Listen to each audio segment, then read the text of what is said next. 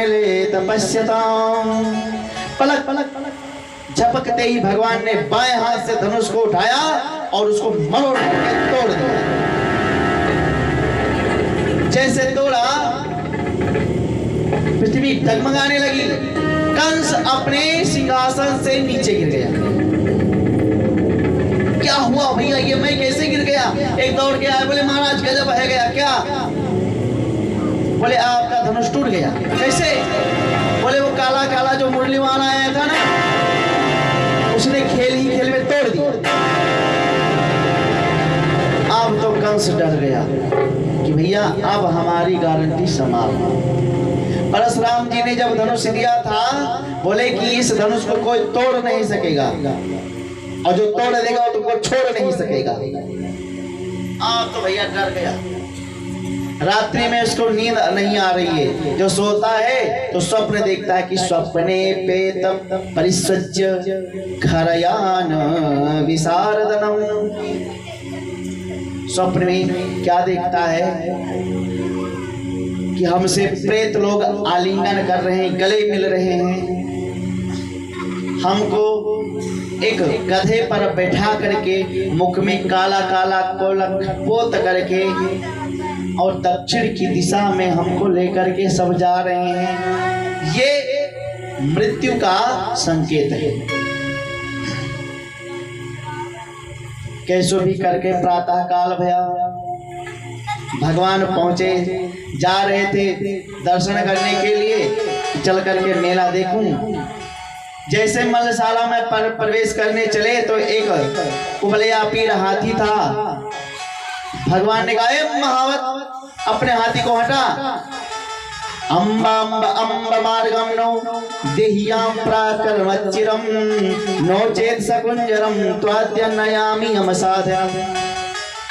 भगवान ने कहा, यम ही यम साधनम, यदि नहीं टालोगे तो मैं तुम्हारे इस सकुंजर तुमको सहित यमलोक को पहुंचा दूंगा। क्या भगवान का मारा हुआ कोई यमलोक जाता है? तो बोले यम ही यम साध्यते, यम को हमने बनाया है, इसलिए हम तुमको ऐसा दंड देंगे जो यमराज दंड देते हैं। महावत कुलिया पीर बच्चा बुक मार करके भगवान की तरफ दौड़ाया। भगवान ने दौड़ करके उसके दोनों दंत को पकड़ करके कर दिया। और बलराम जी ने कहा, भैया एक दांत हमको दो, दूसरा फेंक दिए और उस दांत से मार मार करके और कुबलिया पीर हाथी का तो प्राणांत कर दिया और महावत को भी मार ही दिया। और इधर जब बलराम जी ने कहा, भैया जब गेट पर ही इतनी बड़ी खटपट है तो भीतर क्या होगा, इसलिए ये दांत ऐसा है ना, हम लोग साथ लेकर के चलते हैं। कंधे पर रख लिया और जैसे भगवान मलशाला में पहुंचे, जो जैसे था भगवान को उस रूप में देखने लगा। जाकी रही भावना जैसे, जाकी रही भावना जैसी, प्रभु मूरत देखी तीन तैसी, प्रभु मूरत देखी तीन तैसी, जाकी रही भावना जैसी, जाकी रही भावना जैसी, भावना जैसी, भावना जैसी। मानस में कहा तुलसीदास जी ने कि जिसकी जो भावना थी भगवान को उसने उस प्रकार से देखा। श्रीमद् भागवत में भी दर्शाया, मल्हानाम असनि नाम नरवरः स्त्रीणाम ईश्वरो मूर्तिमान, गोपानाम स्वजनो सताम चिदभुजाम, शास्ता स्वपित्रो शिशु। जो जैसा था उसको वैसे दिखाई पड़े। मल्हानाम असनि नाम, जो पहलवान थे भगवान उसको बड़े पहलवान के रूप में दिखाई पड़ने लगे। कुछ उसमें नृत्य करने वाले नट भी थे। भगवान उनको बहुत सुंदर नटवर के रूप में दिखाई पड़ रहे हैं। स्त्री नाम स्मरो मूर्तिमान, स्त्रियों को तो जैसे लग रहा है कि मूर्तिमान कामदेव आ गए हों। गोपानाम स्वजनो सता, जो गोपी लोग जो ग्वाल बाल आए थे, अरे अरे अरे वो मेरा सखा आ गया। और शास्तासु पितरो शिशु, देवकी वसुदेव कहती है तो मेरा लाला है। और मृत्युर्भोज पते विराट पुरुष, भोजराज कंस को तो लगता है कि ये तो विराट पुरुष आया है, जो बोलेगा उसको दंड देगा, काल दंड इसके हाथ में है।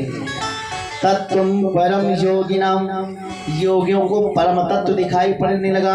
तत्व की वेदता बहुत है। वदन्ति तत्तत्विदं तत्त्वं यद् ज्ञानमद्वयं ब्रह्मेति परमात्मेति भगवान इति शब्द थे। शब्द के आकार में भगवान बांधे नहीं जाते, इसलिए परम तत्व का ज्ञान है।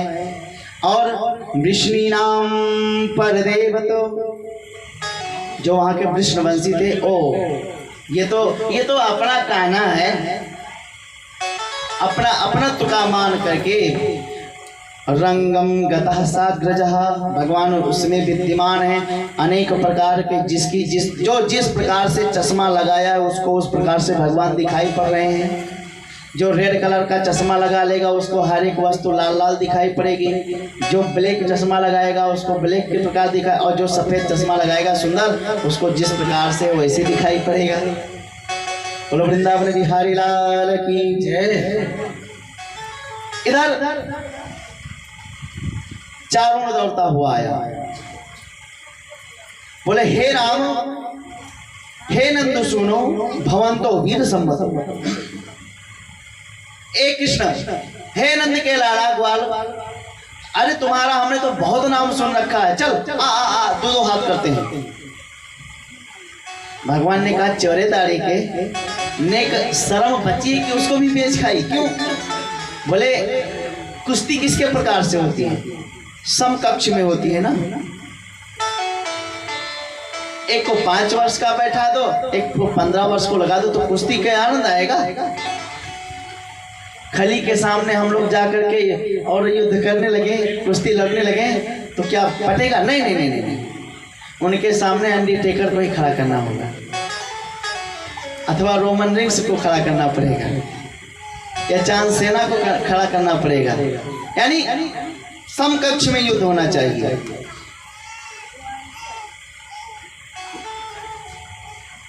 चाणूर ने कहा अपने आप को बालक समझते हो? बालानाम वयम तुल्यम क्रीडिष्यामो यथोचितम। अरे 6 दिन की अवस्था में तुमने पूतना को मार दिया, 1 महीना की अवस्था में तुमने सट्टासुर का वध कर दिया, 4 महीना के वर्ष में तुमने तृणावर्त को मार दिया, 7 वर्ष की अवस्था में तुमने 7 कोस के पर्वत को उठा लिया, और अपने आप को बालक समझ रहे। दो हाथ करते हैं। भगवान ने कहा वैसे तो नंद बाबा ने मना कर दिया था, परंतु अब तुम कह रहे हो तो हम भी मानने वाले नहीं। बलराम भैया आपकी क्या आज्ञा है? बोले हो जाए। आप तो भैया आ गए। बोले और जो वहां पे स्त्रियां बैठी हुई थी उन्होंने कहा घोर अनर्थ अत्याचार। अरे किशोरो नाम दियो उनो, अरे ये तो अभी किशोर अवस्था में है, अभी इनको तो यौन अवस्था प्राप्त भी नहीं हुई है, अरे अभी इनकी मूछें तक नहीं आई हैं, और ऐसे पहलवान से लड़ने के लिए जा रहे। हम ऐसी युद्ध को नहीं देखेंगे।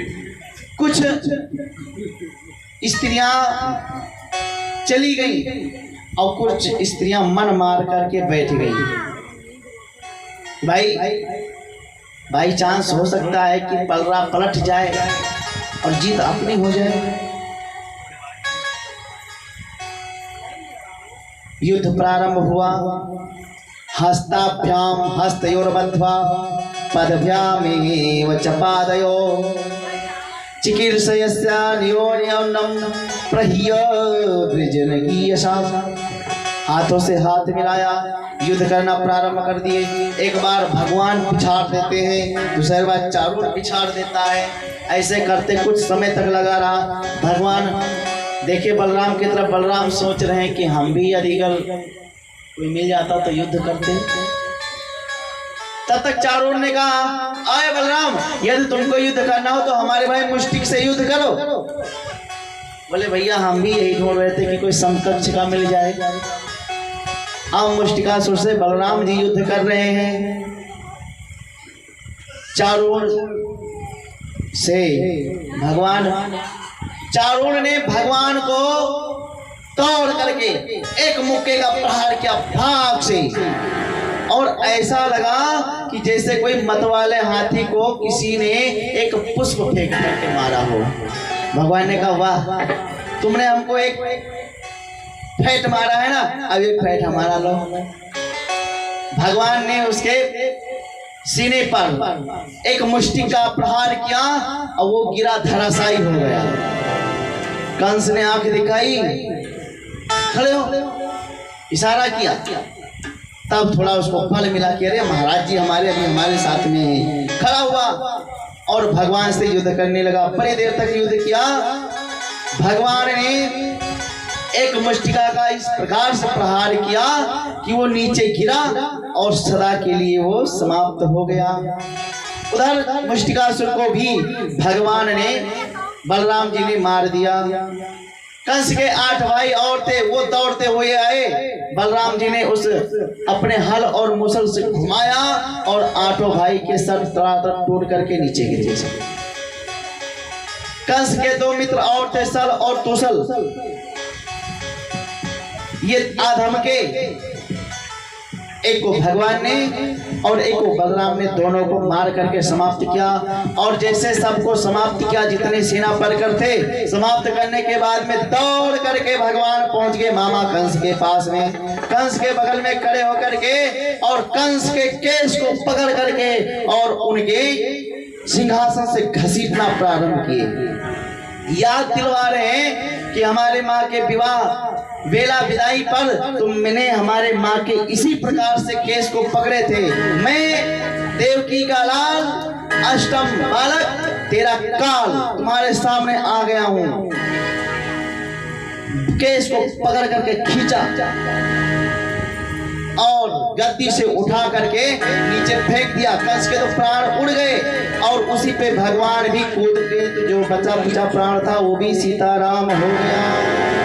बोले कंस मर्दन भगवान की जय। यानी किसी को अच्छा नहीं लगा कि कंस को मार दिए।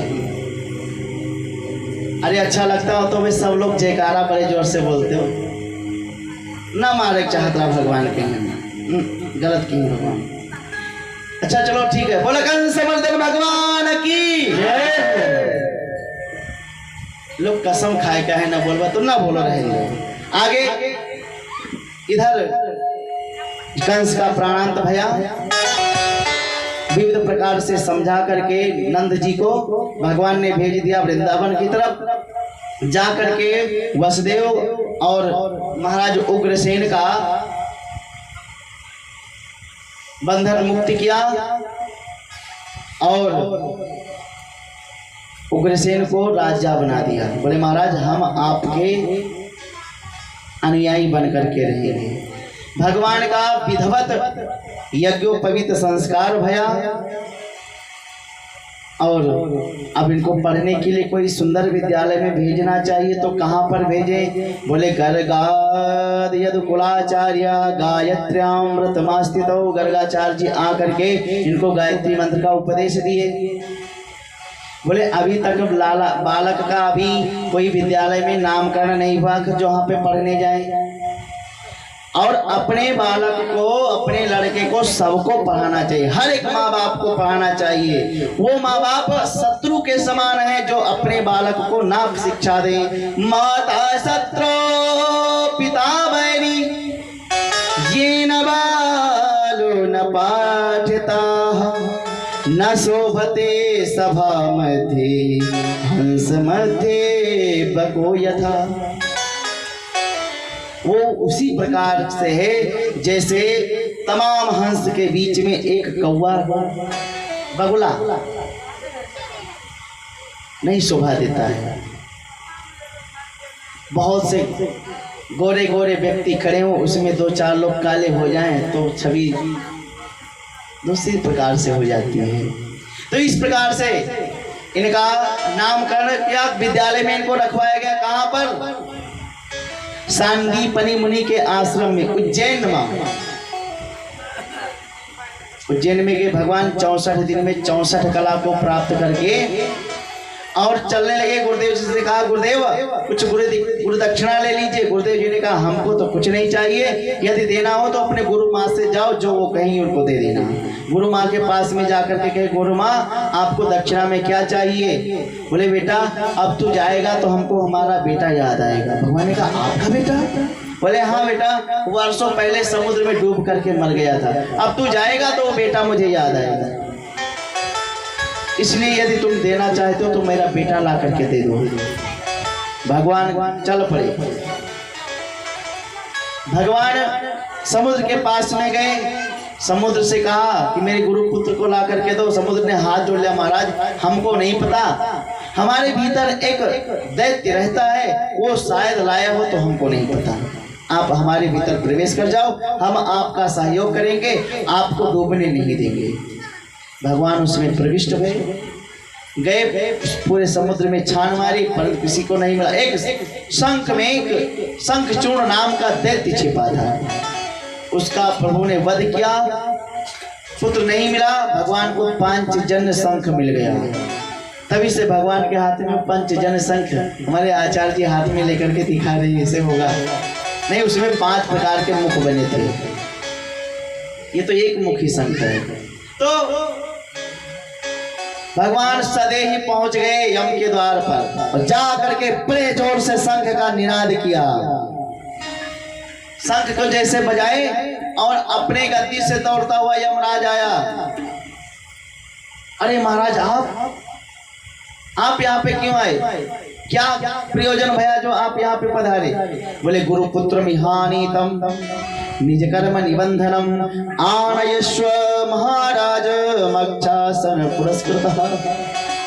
हमारे गुरु के पुत्र यहाँ पे यदि आया हो तो उसको दे दो। यमराज जी ने कहा, महाराज निज कर्म में कोई बंद करके आया होगा, इसलिए वो यहाँ पे है। बोले, निज कर्म निबंधनम, उसके कोई भी कर्म हो, अच्छा हो या बुरा हो, उसको काट दो और आनयस्व लाओ, उसको दो। राष्ट्रपति का स्वतंत्र अधिकार होता है, यदि आपको फांसी की सजा मिल जाए तो राष्ट्रपति चाहे तो आपको बचा सकता है। तो भगवान कहते हैं निज कर्म, भगवान ही तो सब कानून बनाते हैं, तो भगवान ने कहा निज कर्म निबंधनम आनयस्व लाओ। बोले, महाराज आप यहीं पे खड़े रहो। भगवान वही दोनों भाई खड़े थे, जा करके उनके पुत्र को ढूंढ ला करके दिया। भगवान आए, अपने गुरु माता को पुत्र भेंट दी, गुरु ने अनंत अनंत आशीर्वाद दिया। और यहीं पर भगवान ने अपने मित्र सुदामा को, सुदामा मित्रता भाई कल के प्रसंग में आएगा। इधर भगवान उद्धव जी को भेज करके गोपियों का शोक समारोह दूर करवाया, क्योंकि उद्धव जी महाराज बड़े ज्ञानी थे, अजहत लक्षण व्यंजन तत्वमस्यम वाक्यम का प्रयोग करते थे। तो भगवान ने सोचा कि थोड़ा इनके अहंकार को कम किया जाए। इन्होंने ब्रज में भेजा और ब्रज में ये गए, बड़े भारी वेद पाठी बन करके गए और वहां से प्रेम धारण करके चले आए। यहीं पर भागवत का पूर्वार्ध विश्राम होता है और उत्तरार्ध प्रारंभ होता है। अस्ति प्राप्तिश्च कंसस्य महिष्यो महितर्षभ। अस्ति और प्राप्ति ये कंस की पत्नियों का नाम है। अस्ति मतलब है प्राप्ति, मतलब करना। जो भगवान की भक्ति को प्राप्त करना। तो अस्थि और प्राप्ति जब ये वैधव्य रूप धारण की तो अपने पिता जरासंध के पास में गई, शिकायत की कि हमारे वैधव्य का कारण ये कृष्ण और बलराम है जो मथुरा में विद्यमान है। अरे महाराज, जरासंध तो 23 अक्षौहिणी सेना को लेकर के 17 बार आक्रमण किया और 17 बार भगवान उसको पराजित करके मारते, जीव से नहीं मारते हैं, उसको छोड़ देते हैं, अपमान करके छोड़ देते हैं। 23 अक्षौहिणी के ऊपर कोई सेना हो ही नहीं सकती। व्याकरण में आया है कि 23 अक्षौहिण्यां उपसंख्याना, 23 अक्षौहिणी के बाद में कुछ नहीं है, जिसमें 10,000 हाथी, 25,000 घोड़े और असंख्य में पैदल चलने वाले होते हैं और 70,000 रथ, सब मिला करके तब 23 अक्षौहिणी सेना होती है। पैदल की असंख्य में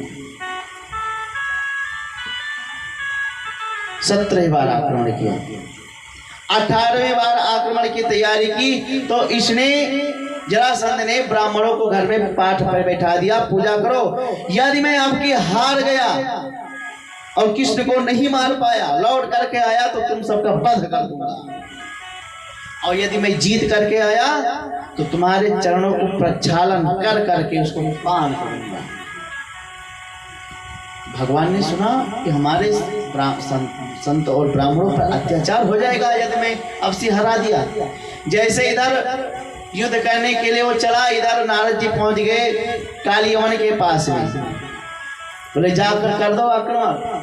कालियवन अपना पूरी सेना को लेकर के आया। भगवान निर्जगाम पुरद्वार पद्ममाली निरायुध अभिनान, आयुध लिए भगवान युद्ध के लिए निकले और जैसे कालियवन भगवान को खरीदने लगा मारने के लिए, भगवान भगे। भागते भागते भागते भागते भगवान एक गुफे में प्रवेश कर गए। वहां पे एक संत जी सो रहे थे जिनका नाम था मुचकुंद। मुचकुंद जी महाराज को उन्होंने अपना उत्तरीय उतार करके और उड़ा करके भगवान बगल में जाकर के छिप गए। कालियवन पहुंचा, वो चलता चलता थक गया, चुप्पे से आकर के लेट गया। जाकर के जो पाद प्रहार किया कि मुचकुंद जी महाराज की आंखें खुली और जैसे आंखें खुली वो कालियवन जल करके भस्म हो गया। इधर 18वें बार आक्रमण करने के लिए जरासंध आ पहुंचा। भगवान ने संकल्प किया और समुद्र के बीच में एक नई द्वारिका का निर्माण कराया।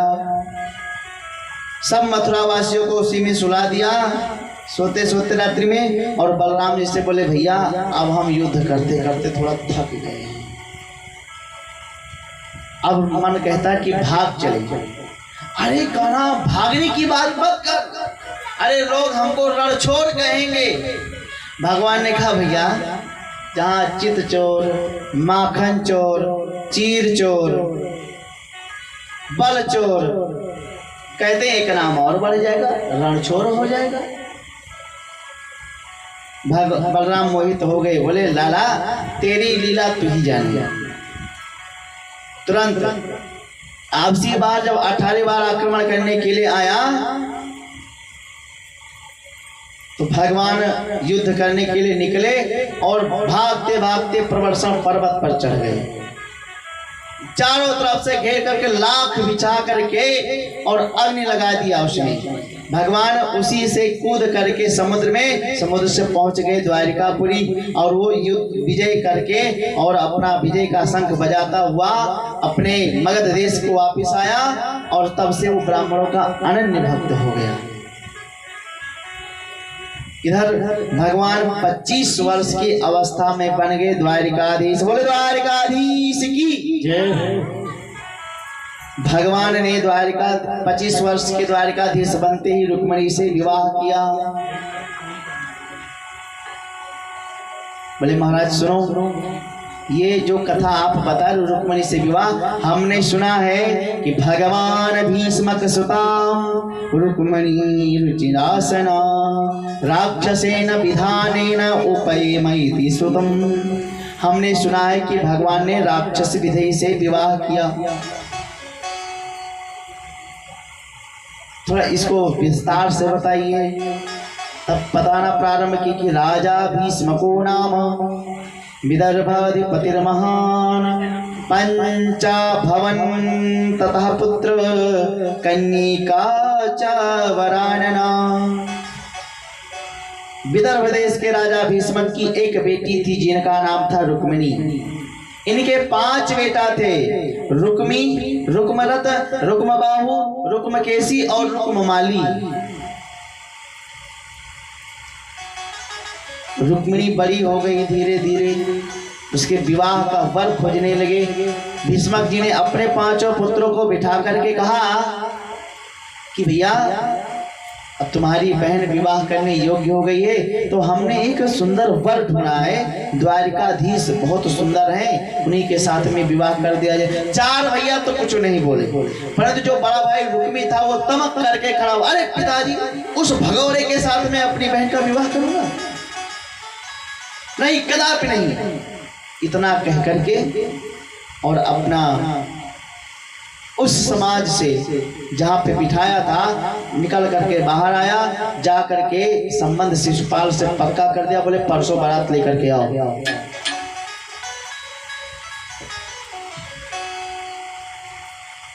लौट करके बोले पिताजी परसों बारात आ रही है।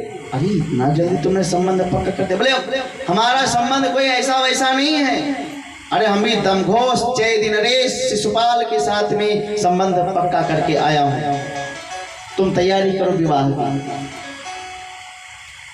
इधर जब रुक्मिणी मैया ने सुना तो रोने लगी। भाभियों ने खूब समझाया, बोले रोने से कोई काम नहीं चलेगा, ना हो तो एक द्वारिकाधीश के नाम पत्र लिख दो। आजकल फोन होता तो तुरंत मिला देती, नंबर होता तो मिल जाता फोन द्वारिकाधीश के लिए। तो एक सुंदर पत्र लिखा और एक ब्राह्मण को ला करके दिया। वो पत्र 5 श्लोकों में लिखा। लिखने के बाद में ब्राह्मण को दिया। बोले महाराज ये कागज के टुकड़े मत समझना, ये मेरे प्राण हैं, ये जा करके द्वारिकाधीश को दे दो। आकर के द्वारिका में पहुंचा ब्राह्मण, भगवान ने उनका विधिवत स्वागत किया और बोले महाराज ये आपका संदेश है, आप इसको पढ़ लीजिए। भगवान ने कहा ब्राह्मण तुम पढ़ के सुनाओ। बोले महाराज ये कोई सरकारी पत्र नहीं है कि सभा के मध्य में बोला जाए, ये आपका पर्सनल प्राइवेट पत्र है, इसलिए आप पढ़ो। भगवान ने कहा हमने आज तक कोई भी कार्य ऐसा नहीं किया कि जो किसी को मालूम ना हो, इसलिए पढ़ो। रुक्मिणी मैया लिख रही हैं, भगवान सुन रहे हैं और ब्राह्मण उसको बाँच रहा है। श्रुत्वा गौरान भुवन सुंदर सिन्वतां ते, श्रुत्वा गौरान भुवन सुंदर सिन्वतां ते, निर्विश कर्णविवरे हरितो गतापं रूपं दिशामि सते खिलातलाभं कैयाकुतौ सति चित्रमपत्रपं श्रुत्वा गौरान् भवन सुन्दर संवतां ते, श्रुत्वा गौरान् भुवन सुन्दर। रुक्मिणी मैया ने बहुत सुंदर नाम किया, हे अच्युत, हे भुवन सुंदर श्रृण्वतां ते। हमने आपको देखा नहीं है परंतु आपके बारे में सुना है। क्या सुना है? बोले भुवन सुंदर श्रृण्वतां ते, हमने सुना आप तो बहुत सुंदर हैं। और हमने आपको सुनने के बाद में मन ही मन आपको पति बना ली है, इसलिए आपसे ही विवाह करेंगे, नहीं तो 7 जन्म अभिज्ञात में 7 जन्म तक के कुंवारी रह लूंगी, परंतु विवाह करूंगी तो आपसे। अब आप सोच रहे होंगे कि हमने आज तक आपसे मिले नहीं, ना आपको हमने कभी देखा, तो आप संदेश से पत्री क्यों लिखा है, किस प्रकार से? तो महाराज हमने संतों के मुख से आपको सुना है कि आप अपने भक्त को, जो भक्त आपको बुलाता है, आप उसके पास तुरंत पहुंच जाते हैं। विविध प्रकार से शब्द पत्रों में लिखा। भगवान ने कहा ब्राह्मण से, ब्राह्मण ठीक इसी प्रकार हमारी भी स्थिति है। तो महाराज अब क्या होना चाहिए? बोले तो क्या होना चाहिए, जब पत्र आया है तो अब चलना चाहिए। तुरंत 4 घोड़े उच्च दरवाजे से छाट करके रथ में जोड़ करके ब्राह्मण के साथ में भगवान रथ में बैठ करके चलने लगे। तब तक बलराम ने देखा, द्वारकाधीश, आवाज लगाई, तब तक तो रथ निकल चुका था। पहरेदारों से पूछा, भैया ये द्वारकाधीश कहाँ गए? बोले महाराज हमको कुछ पता नहीं, एक ब्राह्मण आया था, उसके हाथ में कुछ कागज के पत्र थे, अब वो अंतःपुर में लेकर के गए, क्या बात हुई मुझे नहीं पता, और साथ में उसको लेकर के गए, साथ में लेकर के रथ में बैठ करके चले गए। बोले ये तो पता होगा वो ब्राह्मण कहाँ से आया था? बोले महाराज वो ब्राह्मण कुंडनपुर से आया था। बोले पक्का है कि कुंडनपुर से? बोले हाँ महाराज। बोले तो ठीक है, सब अपने अपने पगड़ी को संभालो, अपने अपने वस्त्र को नए नए नवीन वस्त्र धारण करके बरतिहा बन करके चलो। क्यों महाराज क्या हुआ? बोले बस अब ऐसे चलो, अरे वहां पे राजकुमारी का स्वयंवर होने जा रहा है, बड़े बड़े योद्धा आएंगे, अपने भी यहाँ से नारायणी सेना तैयार करके चलो। सब यहाँ से चले।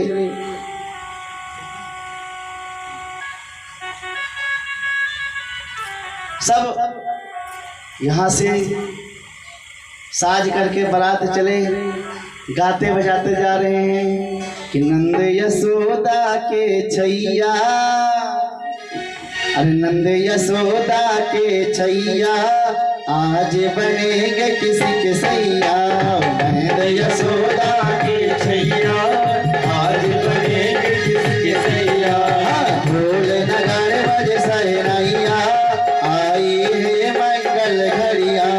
ढोल नगाड़े बजे सहनाइया, आई है मंगल घड़िया। नंद यशोदा के छैया, आज बनेंगे किसी के सैया। नंद यशोदा के छैया, आज बनेंगे किसी के सैया।